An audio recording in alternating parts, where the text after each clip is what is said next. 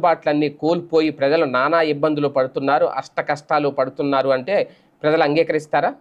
అంగీకరించరు. ఎందుకంటే మెరుగైన సంక్షేమం, మెరుగైన పాలన, మెరుగైన సమాజం కోసం కూటమి ప్రభుత్వాన్ని ప్రజలు ఎన్నుకున్నారు. ఏం చేసినా ఆ మెరుగైనది అని అనుకోవాలి. రేషన్ షాపులు పెట్టి ఇంటికే డోర్ డెలివరీ తీసేయడం మెరుగైన సంక్షేమం, వాలంటీర్ వ్యవస్థను తీసేయడం మెరుగైన సంక్షేమం, మద్యం పాలసీ ప్రభుత్వం నిర్వహించే మద్యం షాపులను తీసేసి ప్రైవేటు వాళ్ళకి కట్టబెట్టడం మెరుగైన సంక్షేమం. ఇలా అనుకోవాలి, తప్పదు. ఎందుకంటే అదే వాళ్ళు చెప్పిన మెరుగైన సంక్షేమం.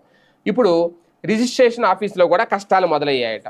వాస్తవానికి గతంలో ఒక సర్వే నెంబర్లోని ఆస్తిని ఇప్పుడు ఇద్దరు ముగ్గురు రిజిస్ట్రేషన్ చేసుకోవాలంటే వాళ్ళకి చుక్కలు కనబడుతున్నాయి. ఇంతకుముందు అలా ఉండేది కాదు. అంటే 1 ఎకరం భూమి ఉంది, ఆ ఎకరం ఒకరికే అమ్మాలంటే కుదరదు కదా.